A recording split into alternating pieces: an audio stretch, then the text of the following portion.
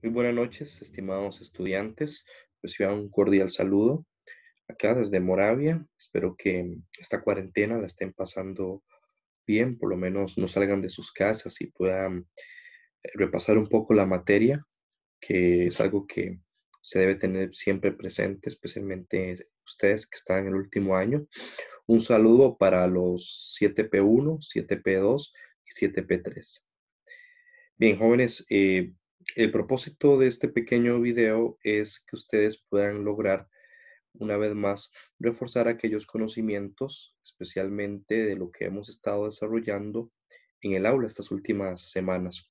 Lo que tiene que ver con la historia de Costa Rica, el periodo que comprende a partir de 1914, que es el periodo republicano, el cual lo hemos desarrollado en el aula. Ustedes saben muy bien que la Costa Rica de las primeras mitad del siglo XX es una Costa Rica campesina, una Costa Rica con un modelo de desarrollo económico conocido como el modelo agroexportador. Dicho esto, es muy importante tener presente es que este modelo económico o este modelo de desarrollo económico de Costa Rica se basaba especialmente en la exportación de productos tradicionales como el café, el banano y la caña de azúcar. A este respecto, tengo aquí el libro de Iván Molina, que es un libro eh, lo hizo junto con Steven Palmer. En este libro, pues ilustra claramente lo que es la Costa Rica, la primera mitad del siglo XX, es de la Universidad de Costa Rica, y habla precisamente del café. Hay un dato muy curioso, muy interesante con respecto a esta parte. Por ejemplo, les voy a leer lo que dice en la página número 77. Dice en el capítulo 7, el libro de Iván Molina y Steven Palmer, Breve Historia de Costa Rica, dice, la diversificación y el conflicto y democracia en 1890 a 1930. Dice que la venta del café supuso casi el 90% del valor de lo exportado por el país entre 1890 y 1800, bueno, entre 1850 y 1890. El predominio del grano de oro sería desafiado por el banano, cuyo cultivo fue el resultado indirecto del auge cafetalero. ¿Okay? Esto lo dice el libro de Iván Molina, Historia de Costa Rica, y de Steven Palmer, un buen referente académico en lo que tiene que ver con la historia de Costa Rica. Otro que quería compartirles con ustedes, que es un libro muy importante, es este otro. Este es también de la Universidad de Costa Rica, de la Escuela de Historia. Este es Crisis Liberal y el Estado Reformista, Análisis Político Electoral 1914, de Jorge Mario Salazar. Es este libro de la editorial de la UCR. Y un dato que me llamó muchísimo la atención referente al aspecto, al aspecto eh, político-económico de ese momento es el siguiente. Dice, en la página 39, bajo el subtítulo Papel de los sectores populares. En el contexto de una sociedad como la costarricense a finales del siglo XIX y principios del siglo XX, una economía dependiente y con el predominio de un Estado liberal oligárquico, los espacios políticos y sociales para la participación de los sectores populares, campesinos, obreros y agrícolas y artesanos eran realmente escasos. Es decir, la estructura política del Estado liberal costarricense, pese a su apariencia democrático, no permitía el acceso de los sectores populares y el bloque del poder en forma directa. Esto lo dice precisamente acá, esta primera parte del libro. Bueno, no se ve bien, pero así lo ilustra este pequeño libro, ¿verdad? Entonces yo creo que es muy interesante que lo tengan presente, que la sociedad en ese momento no tenía acceso, especialmente lo que eran los campesinos, los artesanos, no tenía acceso a lo que era el voto. El voto fue algo que cambió en 1913 y en 1925 también cambia esa estructura electoral. Bien, vamos ahora a ver una pequeña presentación. Voy a darle compartir pantalla. Una presentación que pues evidentemente ya está hecha, pero podemos repasarla un poco. Esta es Costa Rica en el periodo republicano, ya usted sabe muy bien que el periodo republicano empieza de 1914 en adelante. Ahí tenemos básicamente 1821, 1840, 1840, 1870, un cuadro donde están básicamente los periodos de los estados de Costa Rica.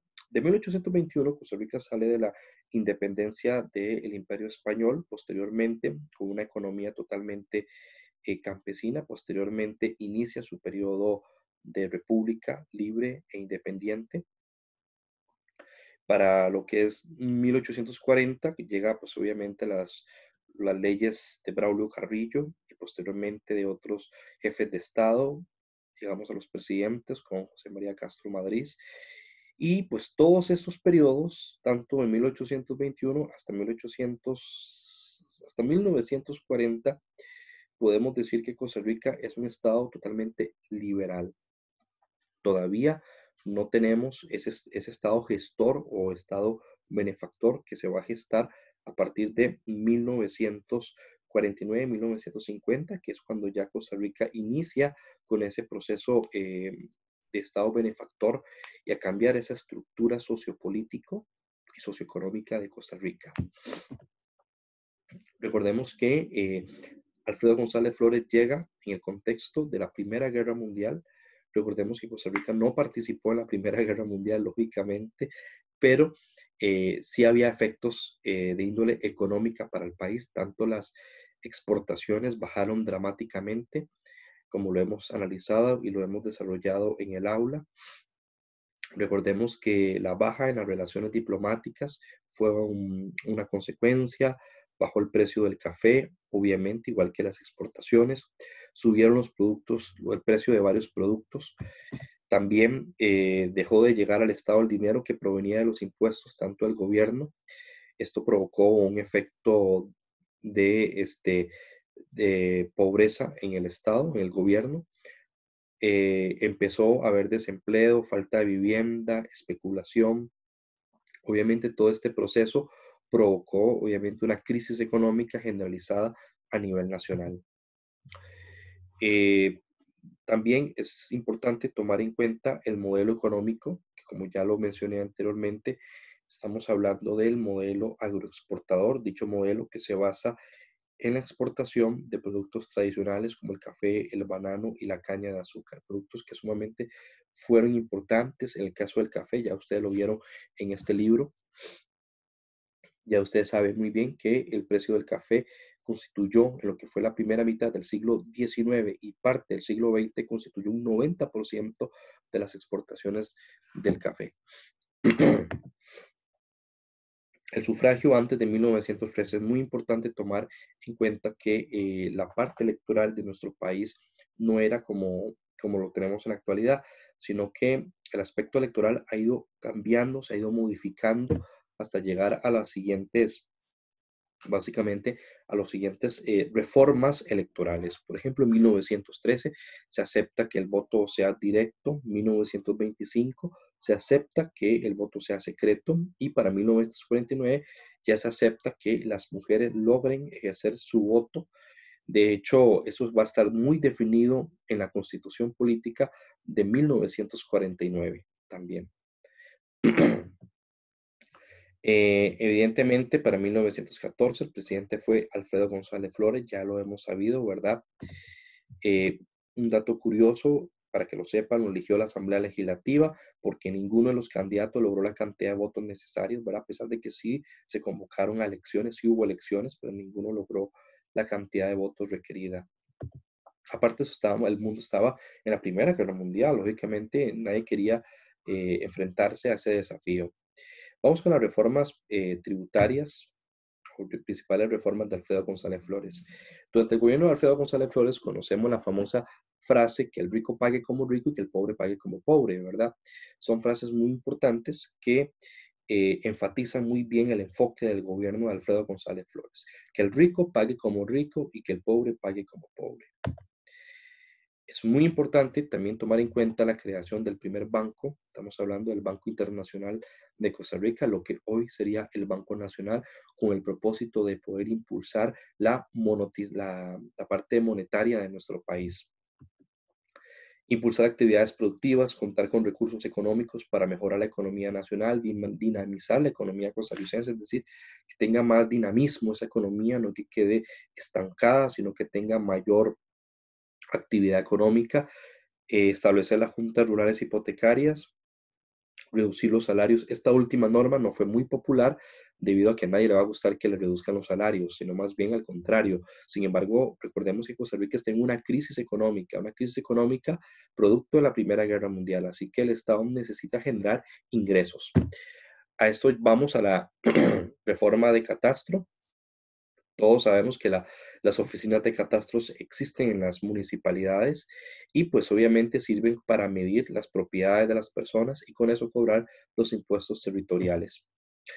La Ley General de Impuestos Directos, que son impuestos que se pagan por tener una empresa, un negocio, una propiedad, impuestos de las rentas, impuestos tributarios.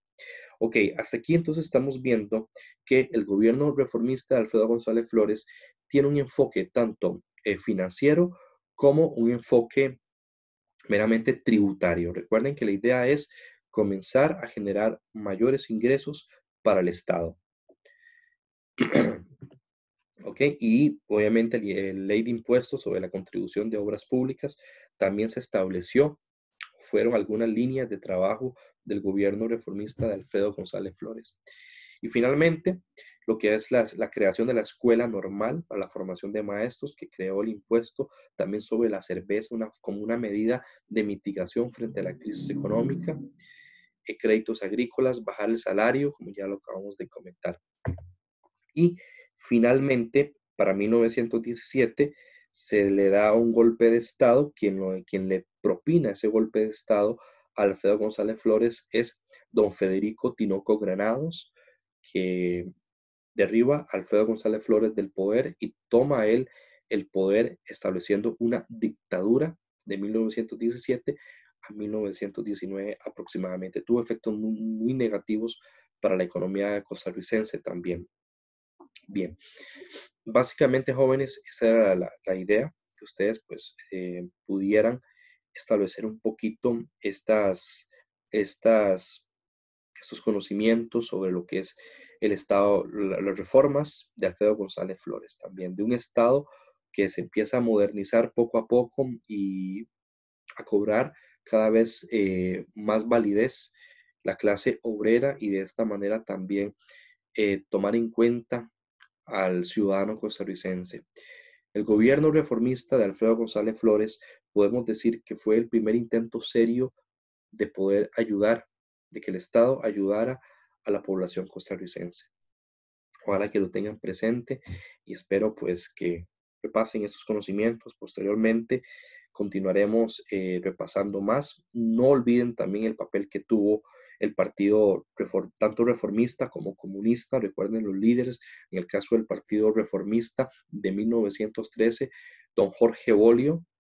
En el caso del Partido Comunista, Manuel Mora Valverde, figuras importantes dentro del aspecto tanto sociopolítico como también cultural, que evidencian esa necesidad de que el Estado vuelva a ver al obrero, vuelva a ver al campesino, vuelva a ver al obrero tradicional y que el Estado pues le brinde su apoyo. Poco a poco se va a ir configurando esa nueva sociedad costarricense para que al final dé luz a ese Estado gestor o ese Estado benefactor que contribuyó a crear ese perfil de la nueva Costa Rica que tenemos en la actualidad.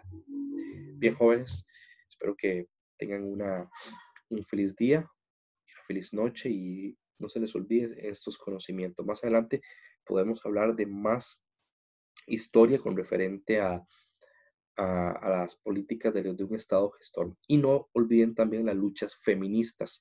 El rol de la mujer fue importante. Recuerden que la mujer logra la aprobación de su voto en 1949. La constitución política es la que termina avalando y respaldando este voto femenino, cosa que no había en el pasado.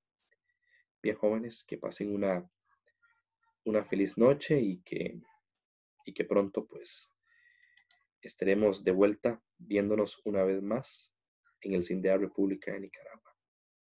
Muchas gracias y que pasen una feliz noche.